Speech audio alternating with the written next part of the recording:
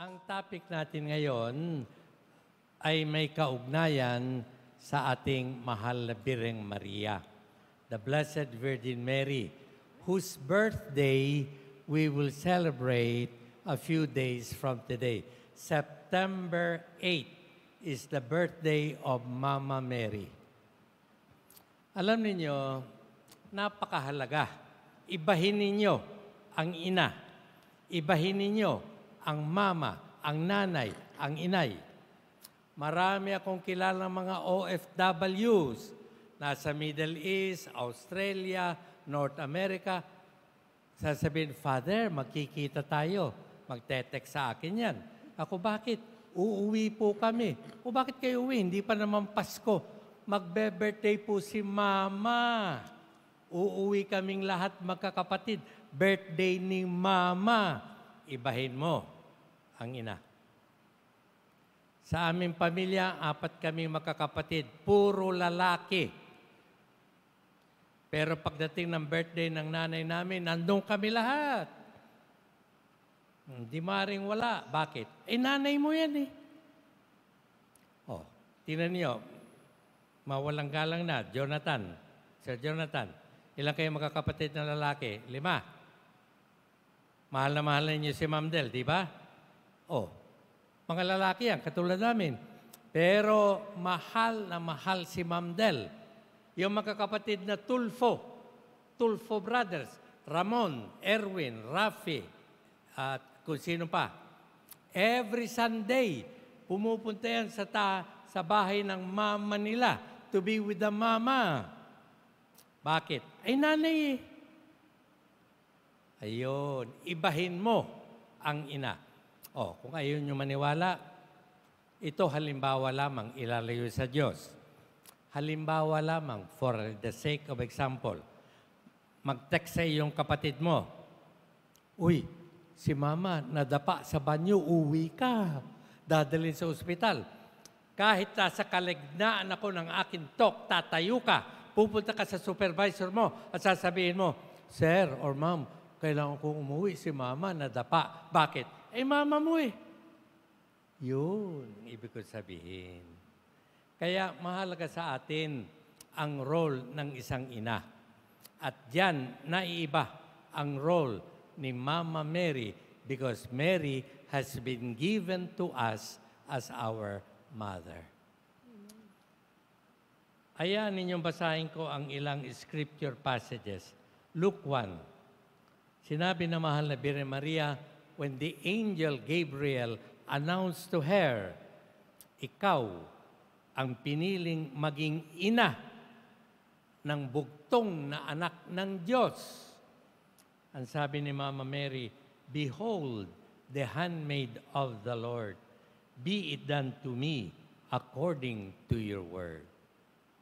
Maraming allergic kay Mama Mary. Nabanggit ko na ito nung ako may radio program pa sa Radio Veritas.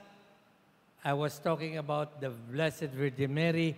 May tumawag sa akin, galit na galit. Sabi sa akin, ikaw pari ka, sobra ka na. Tao rin naman yung Mama Mary mong yan. Tao rin lang naman yan. Sabi ko, hindi ko naman dinudyos yun eh. Tao yan.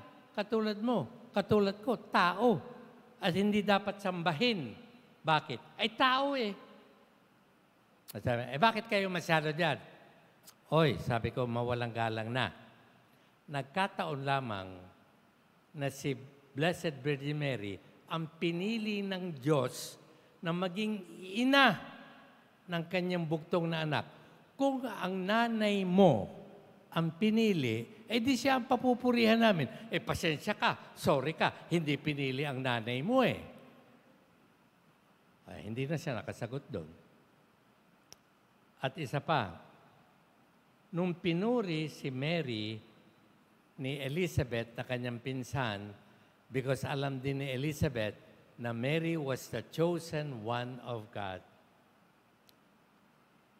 And Mary said, my soul magnifies the Lord. My spirit rejoices in God, my Savior. For he has looked on the humble estate of his servant. For behold, From now on, all generations will call me blessed. For he who is mighty has done great things for me, and holy is his name. Matagal na pong pumanaw ang aking sariling ina. Pero every weekend, kahit ako ay assigned as professor at the Divine Word Seminary in Tagaytay, umuuwi ako sa Calapan, Oriental, Mindoro. Nag-cross ako ng Batangas, dagat, para makapiling lamang ang aking ina. Every weekend yan, hanggang siya'y mamatay at the age of 80. Ibahin mo ang ina. Ay kung tayo ay ganyan na lamang ang pagtingin, paggalang, pagmahal, debosyon sa ating ina, si Jesus pa kaya na ang ina ay si Blessed Virgin Mary? Subukan mo. Sabihin mo kay Jesus, huwag mong igalang si Maria, tao rin yan. Subukan mo. Walang bahala mo si Maria, walang kwenta yan. Subukan mo. Kung ako, kaharap ko ang nanay mo, isnabin ko, kahit sabihin mo, Father, nanay ko po, hindi ko batiin, sasamaan loob mo sa akin. Kaya huwag tayong magtaka. Ibahin mo ang ina.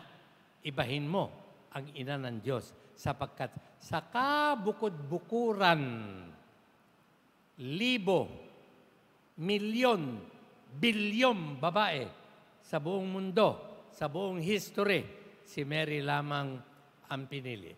Itaas ang kamay ng mga kababaihan dito. Itaas. Nauna. Huwag mahiya. Huwag ikahiya ang inyong pagiging babae. Higher. Huwag kayo matakot sa mga kalalakihang yan. O, tinan ninyo? Pinili ba kayo? Hindi. Meron ba sa inyo magsasabi, Father, secret, ako yung pinili ng Lord. Excuse me, isa lamang, Blessed Virgin Mary. At mahalaga sa atin yan. At ito nga ang topic natin ngayon. Sapagkat marami tayong matututunan sa ating mga magulang, lalo na sa ating ina. Sino sa inyo magsasabi, pag tinanong ko, may natutunan ka bang maganda sa nanay mo? Naku, wala ho. Walang kwenta yung nanay ko. Bastos sa nanay ko. Wala akong maririnig na ganyan. Karamihan sa maririnig ko, naku, Father, utang ko sa nanay ko. Pagising pa lang, tinuruan ako, o maligo ka mag-isa, mag-brush ka mag-isa, magbihis ka ng uniform mag-isa, mabuti yung natututo ka, at kumain ka ng husay, nandiyan na yung pagkain mo. Uy, dahan-dahan ang pagnguya. Nginunguya ang pagkain, hindi nilulunok. Nguyain mo muna bago lunukin. Inom ng tubig, magsuklay ng husay. Tingnan muna ang sarili sa salamin bago pumasok. Father, ang dami ko pong natutunan. Good manners and right conduct sa aking nanay. Meron ba magsasabi sa inyo, naku, wala akong kakwenta-kwenta ang nanay ko. Wala po. I don't think so. Normally, we are proud of our mothers. Normally, ipinagmamalaki natin ang ating sariling ina. At kung may mga okasyon, ipakikilala natin. Hindi ikahihiya. Ito ang nanay ko. Amen. Palakpakan natin ang ating mga nanay. Yun.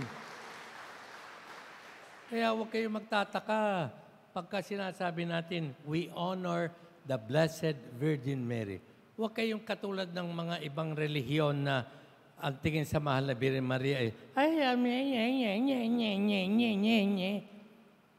pinili yan eh. Chosen. Sorry sa nanay mo, hindi chosen. Si Mary ang chosen eh. Pasensya ka. So, ano ang mga matututunan natin sa Blessed Virgin Mary? Una, yung mga nagsusulat, isulat ito. Mary was highly favored by God. Uulitin ko. Mary was highly favored by God. ay siya ang pinili. God was with her. Sinabi ng anghel sa mahal na Birhen Maria, "The Lord is with you." Kung buhay pa ang inyong mga nanay, interviewin ninyo. Nanay, magsabi ka po ng totoo. May anghel bang nagpakita sa inyo? I don't think so. Sa nanay ko, wala. Second question. At kung meron po, nanay, sinabi ba nung anghel sa iyo, "The Lord is with you"? I don't think so. But these very same words were mentioned and said to the Blessed Virgin Mary. God was with her. Alam ninyo, bago pinili ang mahal na Birhen, pinuno yan ng mga biyaya at grasya. Bakit? Ay anak ng Diyos ang mapupunta sa kanyang sinapupunan. She was going to give birth to the Son of God. Hindi basta kung sino. Hindi basta Dr. Jose Rizal. Hindi basta kung sino. Anak ng Diyos. Ibahin mo yan. That's why Mary was full of graces, blessings, and favors by the Lord. Amen? Ano ang matututunan natin dyan? Kayo, ako, we are also highly favored by God. Bakit kanyo? Ay nilikha ka eh. You are alive. You are here now. Buhay na buhay ka. May magulang ka, may mga kapatid ka, may family ka, may trabaho ka, may pinagkikitaan ka.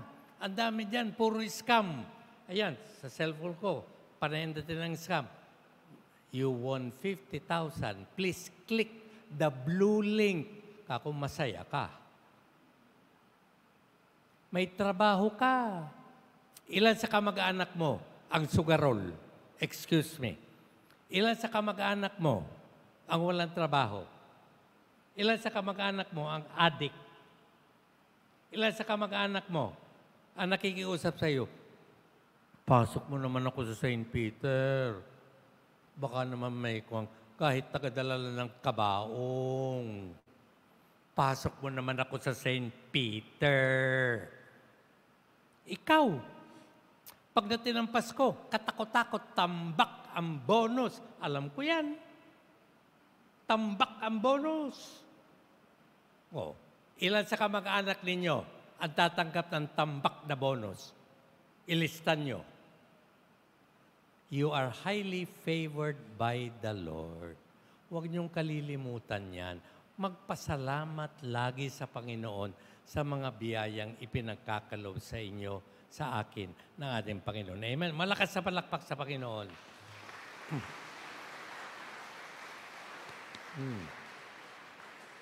Ang dami diyang OFW, umuuwi, wala ng trabaho. Ang dami diyang OFW, umuuwi kasi sinasampal, nire-rape, sinisipa, kinukutya. Kayo, pagpasok ninyo, sa elevator pa lang, security guard pa lang, "Morning, ma'am. Morning, sir. Morning, ma'am." Sinasampal ba kayo ng security guard? Sinisipa ba kayo nandyan sa reception room? I don't think so. "Good morning, ma'am. Good morning, sir." Sa Middle East, sampal, sipa, rape. Umuuwi dito. Kayo, umuuwi. Iniisip, sana Pasko na, tambak bonus, St. Peter. You are highly favored by the Lord. Huwag niyong kalilimutan yan. Do not take the graces of the Lord for granted. Amen? Oo. At kung in the future, malipat man kayo ng trabaho, look back with gratitude to the Lord. Lord, iba man ang trabaho ko ngayon, at least marami akong natutunan at nabiyayaan ako ng St. Peter. Amen? Ayun. Ang dami niyong benefits. Nakakaingit na kayo. Ilista rin yung benefits niyo. Pag nagkaroon kayo ng mga family reunion, sabihin niyo, mga ate, mga kuya, ito po ang benefits ko sa St. Peter. Naku naman, pasok mo naman ako dyan. Pasok mo naman ako dyan. Tingnan mo. Ay sasabihin, ay, titingnan ko. Kasi baka mabawasan ang bonus ko. The Lord says in the Bible, I have loved you with an everlasting love. I have carved your name. Ang Panginoon Diyos ang nagsasabi niyan, I have carved your name on the palm of my hand. Nung kayo'y nagliligawan pa, sasabihin ng lalaki sa babae, may ballpen ka? Bakit? Pahiram. O, di bihiram ang ballpen. Akin na yung kamay mo, yung palad mo. Bakit? Basta. Mag-drawing yan ang dalawang heart na nasa loob ng isa't isa. Pagkatapos mag-drawing ng pana.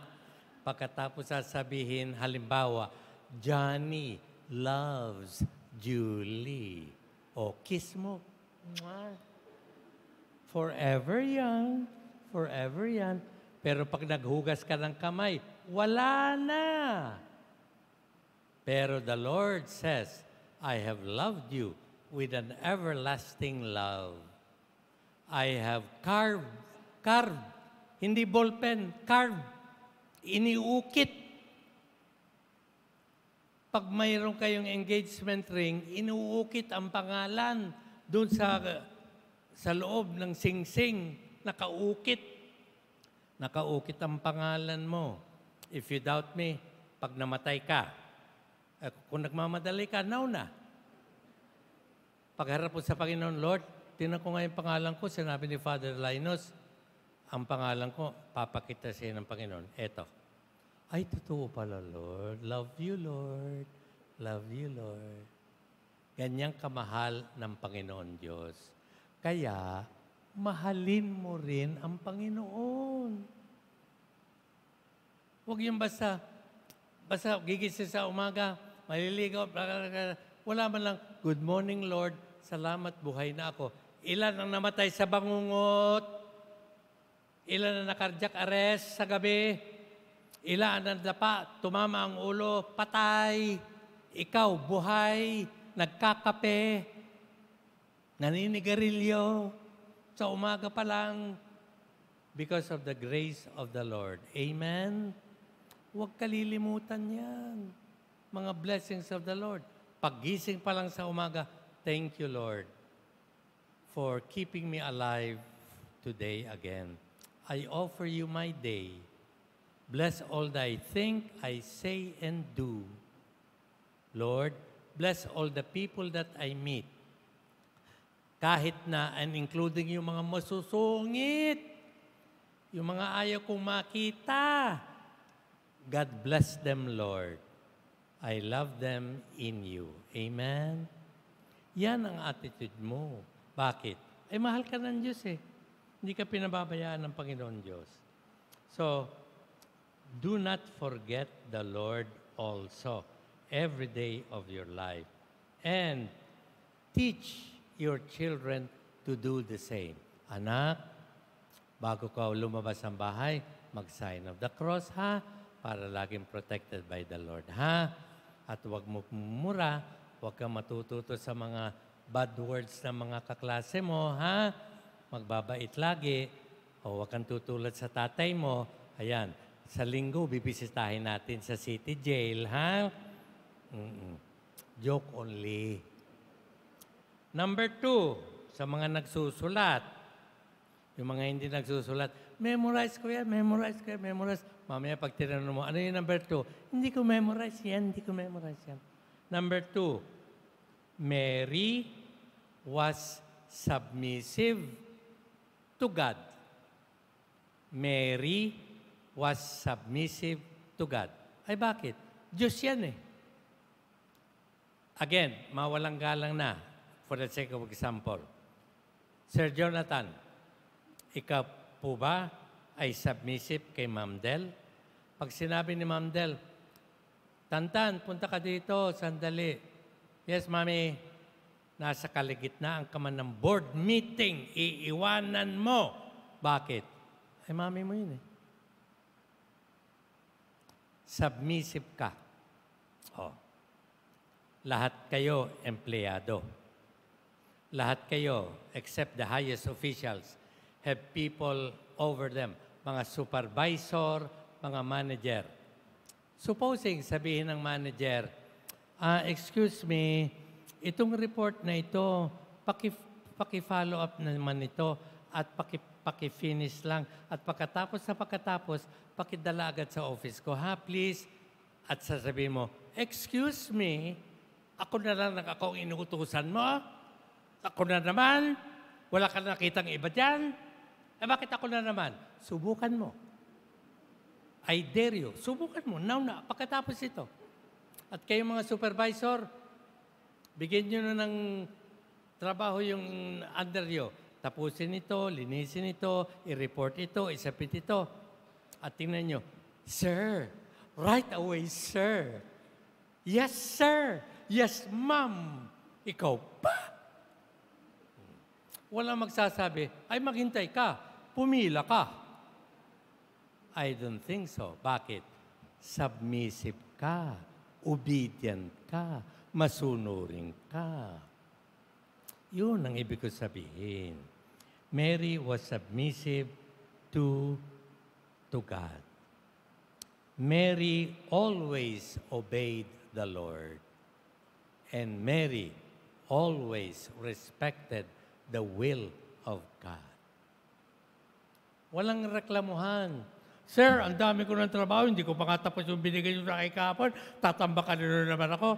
Pakikuha nga ninyo yung kahon na yan, punong-puno naman. Nakakainis naman kayo eh. Magpapalipat na nga ako ng department eh. Subukan mo. Gawin mo yan. I dare you. And then i-text mo ako kung ano nangyari sa iyo. Nandito na po ako, MMDA na po ako, taga-Walis. Mary was submissive to God. Anong lesson sa atin? Lord, ano man po ang kalooban ninyo sa akin, may your will be done. Kasi alam ko na kung ano ang gusto mo is the best for me. Yung mga anak ba ninyong mga maliliit, namimili ng eskwelahan kung saan ninyo i-enroll? I don't think so. Sinong namimili ng eskwelahan? Ang magulang. Sino nag-enroll? Ang magulang. Oh, sasabihin mo ba sa 6 years old, 5 years old, anak, saan mo gusto mangyari? Sa UP, Diliman. Excuse me. Diyan ka muna sa Ramon Magsaysay. Example only. Ang magulang ang nagde-decide. So also in our life, it is God who decides for us.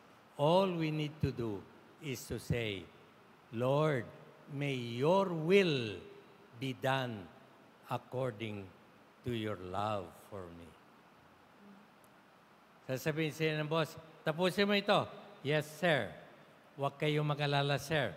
Bago po ako umuwi, nasa desk ninyo, itong report ninyo. 3 copies. Triplicate. Makakaasa po kayo. You are submissive with honor to whoever is in charge. Gayon din sana tayo sa ating Panginoon. Next, Mary was humble. Mary was humble. Oh. Babae ka, sumali ka, Miss Beauty Contest Abroad, nanalo ka, Miss International o Miss Universe, uuwi ka ng Pilipinas, tambak ang mga journalists, reporters, photographers, naghihintay sa iyo. Nandyan ang mga journalists na mag-i-interview sa iyo, radio and TV. Sinundo ka sa eroplano, dinala ka sa press briefing office. Pagkatapos, sasabihin mo sa, ay, Naku, wala akong panahon dyan. Naghihintay na yung limousine ko. Uuwi na ako sa hotel ko. Ay, ma'am, meron po kayong interview. Hayaan mo yan! Hayaan mo sila. Hayaan mo sila sumunod sa akin. Wala akong panahon dyan. Ano nangyari? Lumaki ang ulo kasi naging Miss International, naging Miss Universe, yumabang, naging proud. Mary was chosen to be the mother of God, the Son of God made man. And what did Mary's attitude was? Behold, the handmaid, alipin, OFW ng Panginoon, be it done to me according to your word. Napakadaling maging mayabang. Ma-promote ka lang, the next day, sasabihin sa iyo, oy, halimbawa, oh Mary, na-promote ka na pala ko, excuse me, Ma'am Mary na ngayon. Ma'am, magkasama lang kayo kahapon. Same office. Biruan. Ngayon, Ma'am Mary na. Pumasok sa ulo. Lumaki ang ulo. Iniiwasan ang mga taong mayayabang. Ina-avoid. Hindi isinasama sa mga kasama. Uy, ako, yabang kaya niyan. Sobra kaya yan. Ang hangin yan, baka madala ka. Naku, meron pa naman low pressure area ngayon. Ang yabang yan. Yabang. Wala namang pinagyayabang. Ayun. Ma-promote lang ng kaunti. Oy, excuse me, sir na ngayon. Ma'am na ngayon. Aba, ay taga-tondo lang yan. Sa looban pa ng tondo na hindi maabot ng hangin. Ngayon, ma'am, sir, excuse me, Mary, chosen, remain humble before the Lord. Let us be humble. Walang mawawala sa iyo. Kung gusto mong maraming kaibigan, remain humble. Kung gusto mong papasok ka sa kwarto, biglang, andyan na. Ibig sabihin, may problema ka. Pag biglang tumahimik ang mga nasa kwarto, pag pumasok ka, may problema ka. Andyan na. Pero pag lumabas ka at nagtawanan, may problema ka. Pag napapansin mong iniiwasan ka na, pag napapansin mong tumatahimik na sila, and they are not acting as normal as before, may problema ka. Alamin mo, baka yumayabang ka na, lumalaki na ang ulo mo. Ma'am, sir, sino ka? Taga-tondo ka lang. Next, and last, Mary served Elizabeth. Mary served Elizabeth. Kasi ganito ang background niyan. Di sabi ng angel to Mary, the Lord is with you, the Lord has chosen you to be the mother of the Son of God. Nagulumihanan si Mary, how can this be? I have no husband. And the angel said, the Holy Spirit will come upon you, and you will conceive and bear a son, and you will call his name Jesus. He will be the Son of the Most High.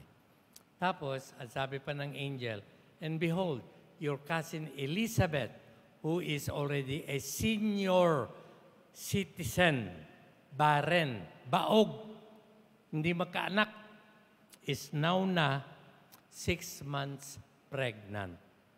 Can you imagine that? At sabi ng anghel, for nothing is impossible with God.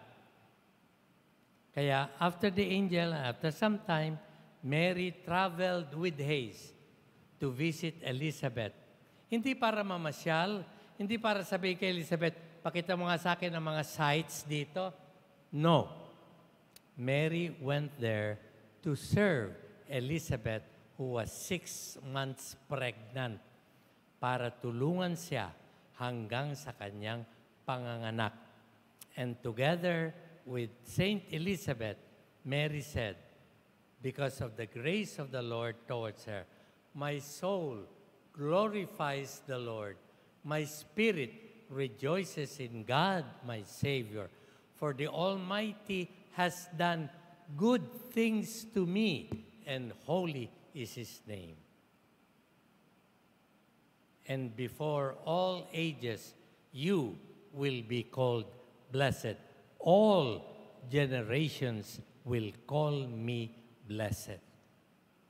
So kung talagang ikaw ay sa Diyos, you will call and honor Mary as blessed. Kasi sabi sa Scriptures, all generations, lahat, walang exception. Pag sinabing all, ibig sabihin niya, sana all, lahat. All generations will call me blessed. So like Mary, let us learn to serve other people. Pag may nakita kang papel sa sahig, pick it up. Throw it in the waste can. Huwag mong hintayin ng supervisor. Ma'am, supervisor, punta po kayo dito. Bakit po? May emergency? Hindi po. May pupulutin po akong papel. Gusto ko makita ninyo para makuha na ninyo ng picture. Para pagdating sa promotion, mapasali ako. Excuse me. Do it because it is the right thing to do. Do it for the sake of the Lord. Do it for the sake of others. Inuubo yung kasama mo. O eto, meron akong tissue. Halika, inom ka muna ng tubig. Halika, sasamahan kita sa CR. Be of humble service to others, as Mary was humble, serving others, and God will bless you mightily, abundantly, and generously. Pagsilbihan mo ang kapwa mo, and the Lord will always take good care of you. Amen? God is good all the time. Thank you for joining us today. View our past broadcasts on our Facebook page, St. Peter Community, and subscribe our YouTube channel. Like, share, and hit the bell.